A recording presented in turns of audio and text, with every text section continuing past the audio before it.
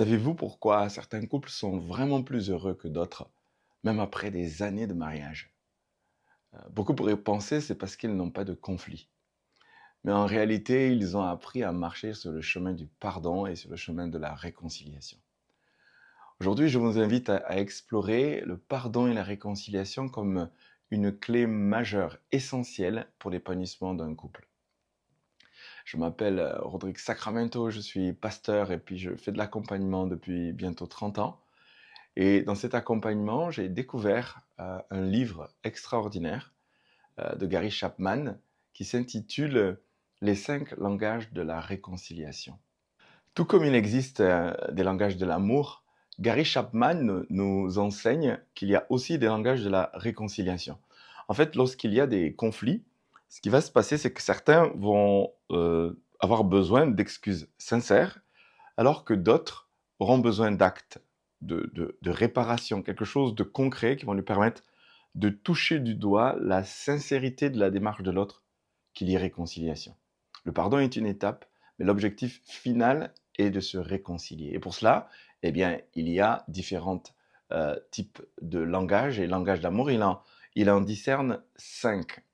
Et dans cette émission, je voudrais vous donner l'occasion de pouvoir les découvrir d'une part, mais aussi aller plus loin et qu'à la fin, lorsque vous aurez compris le concept et le principe, vous évaluez avec un questionnaire qui déterminera finalement quel est votre langage prédominant pour vous et pour votre conjoint. Vous pourrez trouver cela sur mon site rodriguesacramento.com ainsi qu'un e-book que je vous offre. C'est un plaisir pour moi d'avoir travaillé sur un thème principal comme une priorité dans un couple qui est la gestion des conflits. Et cet e-book s'appelle 5 clés pour bien gérer les conflits dans le couple. Avant de rentrer dans les détails des 5 langages de la réconciliation, je voudrais citer Jésus qui parle dans le livre de Matthieu, le chapitre 5 et les versets 23 et 24. Il dit une chose que je voudrais contextualiser dans la relation conjugale. Il dit: si donc tu présentes ton offrande à l'autel et que tu te souviennes qu'il y a quelque chose que ton conjoint a contre toi, il nous encourage à laisser là notre offrande et à aller d'abord se réconcilier, puis de revenir et d'offrir notre offrande. Alors, ici, Jésus il est en train de dire très clairement qu'il y a une priorité, les fameux d'abord de Jésus.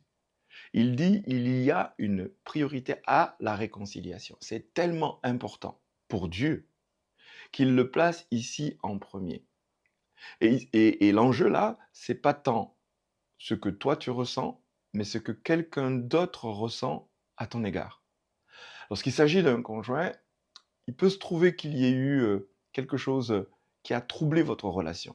Et il est en train de dire, avant de vivre une qualité une relation saine avec Dieu, il faut que tu fasses tout ce qui est en ton pouvoir pour qu'il y ait la paix.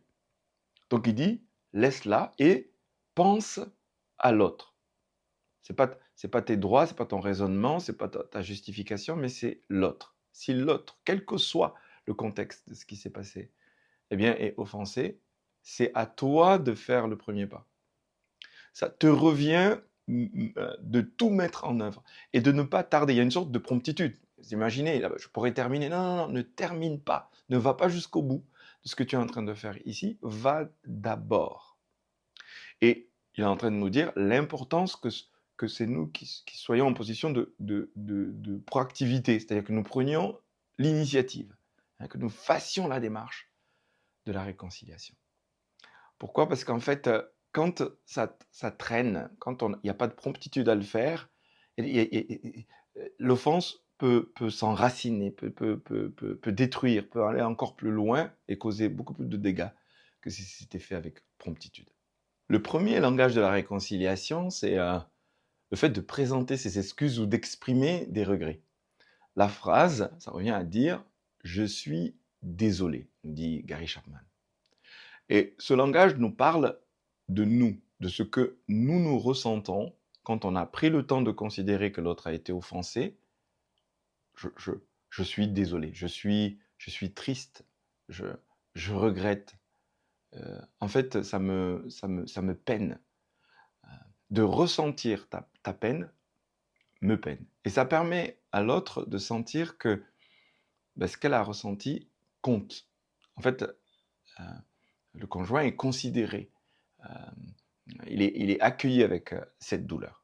Et c'est important que ce langage soit exprimé parce que pour certains, c'est simplement que l'autre euh, accueille la peine qui suffira.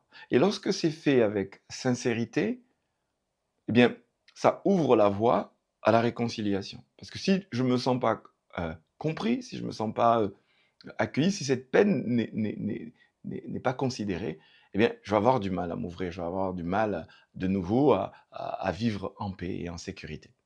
Alors, l'enjeu, c'est quand on le fait, des fois, parce qu'on est différent. On est un homme, elle est une femme, on a des tempéraments, des histoires différentes qui font que on peut ne pas considérer que le sujet de l'offense ne soit pas une réelle offense. Alors que là, quand on aime, on va se mettre dans les baskets, on va se mettre dans la peau, on va en tout cas faire l'effort de cela. Et comme on aime et qu'on connaît, on peut dire, ah, ça y est, je perçois cela. Et je viens exprimer à l'autre des regrets sincères, des excuses sincères. Et ces excuses doivent s'accompagner d'un langage corporel. C'est-à-dire que au-delà des mots, je dis je suis désolé, mais en même temps, euh, mon expression faciale, ma posture, tout ça participe à dire à l'autre, vraiment, je considère la peine que tu as vécue. Et, euh, et en fait, il faut éviter les mais. Des fois, on fait cet effort et c'est déjà une bonne chose, mais à un moment donné, on voudrait dire, ben, en fait, c'est parce que, puis on se justifie et ça vient décrédibiliser en fait toute la démarche. Alors, il s'agit d'exprimer cela sans mais, sans objection et en toute sincérité. Le troisième langage de la réconciliation, c'est se repentir sincèrement. Ça se traduit par la phrase « je m'engage à ne plus recommencer ». En fait, on trouve dans le mot se repentir ou la repentance la notion de faire demi-tour. C'est un mot un peu ancien, mais qui est tout à fait adapté à la circonstance. C'est-à-dire que, ok, une fois, deux fois, trois fois, la blessure est là, alors on donne le pardon ou on s'ouvre de nouveau, mais pour que l'autre considère qu'il y a un amour qui désire protéger et la personne et la relation, l'engagement au changement va être un point d'appui important. Et c'est que du coup, pour certains, un langage d'amour important de s'engager à ne plus recommencer. Ça appelle à un changement d'habitude. Ça appelle à une prise de conscience. Ça appelle au fait de faire demi-tour. Et du coup, des fois, ça va renvoyer à des traits alors, de personnalité, des choses sur notre caractère qui doivent être touchées, sur les choses. Et c'est un travail qui est profond. C'est un processus qui s'engage sur le long terme. Et donc, on va peut-être être engagé à consulter, à faire un travail sur soi, à être accompagné d'une manière ou d'une autre pour dire à l'autre qu'on a pris la mesure, on a pris conscience de l'enjeu et qu'on pose les actes en adéquation avec cette prise de conscience. Alors du coup, des fois, c'est long, hein, parce que ça vient chercher un travail profond en nous, et ça peut des fois prendre des années. Mais il va importer à l'autre non pas une obligation de résultat, mais une obligation de moyens. C'est-à-dire, je me donne les moyens pour dire que notre relation compte, tu comptes pour moi et moi-même, je compte. C'est-à-dire, je m'améliore. Je prends conscience d'un dysfonctionnement, je prends conscience d'une faiblesse ou j'appelle ça une zone d'ombre. Il y aura toute une vidéo aussi sur le fait de confronter ces zones d'ombre pour bien gérer les conflits. Pourquoi? Parce que du coup, ça nous permet de vraiment être fort en soi et de se relever, de se reconstruire pour restaurer des fois des offenses qui sont profondes. En résumé, c'est comme si on était sur le chemin de la relation, puis on décidait de faire demi-tour pour retrouver le chemin de l'amour, la voie de la grâce. Hein. On se fait grâce à soi-même, la voie de la réconciliation. On veut gagner l'autre. Et puis pour cela, il faut faire demi-tour. Le quatrième langage de la réconciliation, c'est la réparation. Ce langage se résume par la phrase « Que dois-je faire pour arranger les choses, pour réparer les choses ?» Le besoin de réparation est un besoin qui est ancré en chacun d'entre nous, un sentiment que on nous doit quelque chose. Quand on a été offensé, il y a une dette là qui est suspendue. Et ce concept, il est biblique. Et il s'agit de remettre la dette, donc ça c'est la démarche de l'offensé, mais celui qui est offenseur vient en prenant conscience qu'il doit faire quelque chose.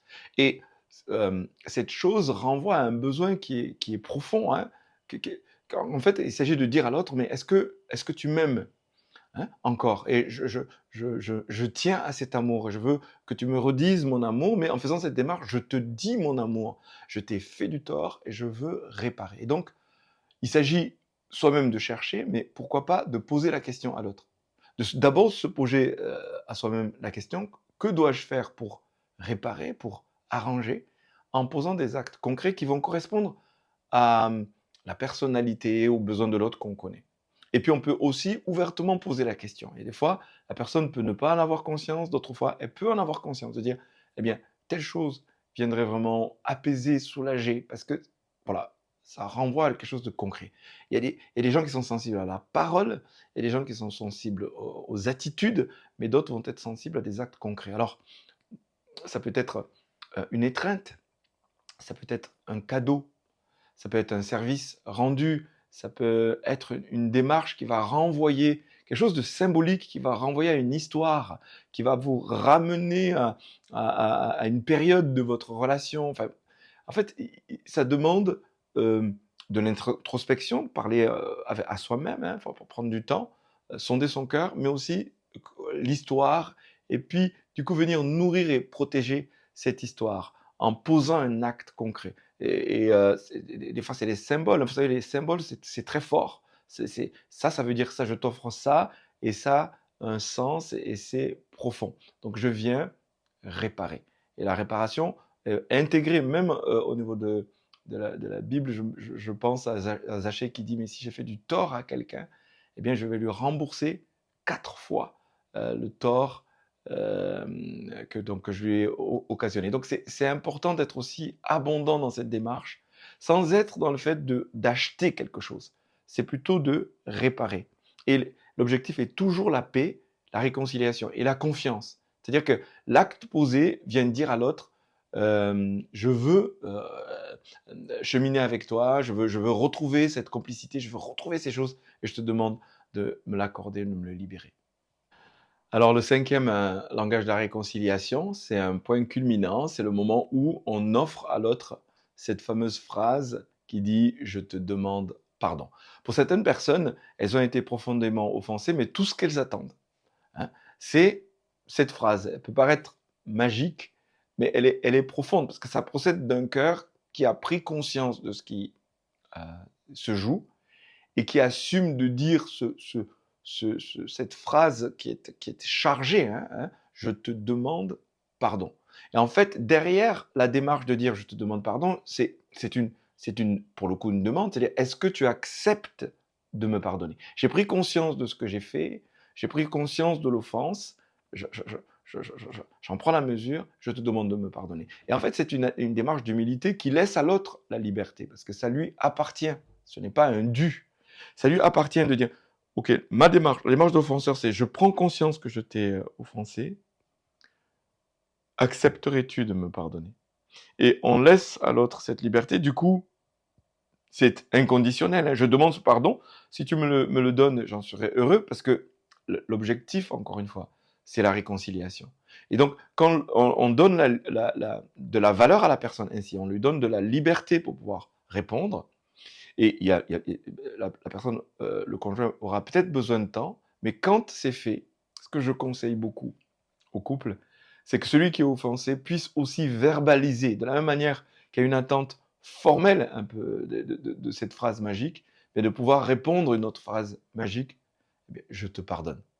Et on pourrait aller demander à ce qu'il y ait, des précisions, hein, je te demande pardon pour ça, et puis aller donner du sens et du poids à cela. C'est une phrase, mais cette phrase prend d'autant plus de la charge quand derrière, il y a la démarche de dire le pourquoi, et que c'est précis, et puis qu'on mesure les conséquences, et puis te connaissant, ben avec le recul, je réalise un certain nombre de choses. C'est pourquoi je te demande sincèrement et profondément pardon. Alors, du coup, relâcher ce pardon, dire: «Je te pardonne», c'est puissant en disant: «Beh, je prends la mesure de ta démarche». Vous voyez, c'est l'idée de se couvrir de nouveau l'un l'autre, de se réconcilier profondément et puis qu'il y ait une profonde paix. Et ainsi, bah, le couple devient fort. En fait, ce qui a été une occasion de faiblesse, beh, nous rend encore plus forts parce qu'on a décidé de se pardonner et d'aller sur le chemin d'une pleine réconciliation. Apprendre et utiliser les 5 langages de la réconciliation, ça demande du temps, ça demande de l'effort, de l'entraînement. C'est pourquoi, je vous engage à être patient. Je vous engage à vous donner, de la grâce l'un l'autre et puis aussi de vous appuyer sur Dieu, sur Jésus. Lui-même est passé sur ce chemin. Il a pardonné par son acte, à la croix et puis il nous a réconciliés avec son Père. Ce dont on parle est ancré dans l'œuvre de Christ à la croix et la foi qui a des ressources en lui, ça va vous aider à aller plus loin et l'objectif, je le rappelle, c'est la réconciliation. Retrouver la paix, retrouver ce terrain de complicité et c'est possible. Alors, je vous encourage à faire ce questionnaire, à répondre à ces questions pour déterminer quel est votre langage, le vôtre, et puis aussi celui de votre conjoint, que ce soit une occasion de partage profond entre vous. Et aussi, vous pourrez lire le livre Les 5 clés pour bien gérer les conflits dans le couple. C'est un e-book que je vous offre. Et le questionnaire comme ce e-book, vous le trouverez sur le site rodriguesacramento.com. Vraiment, j'ai été heureux de passer ce temps avec vous et vous dis à bientôt pour une prochaine vidéo.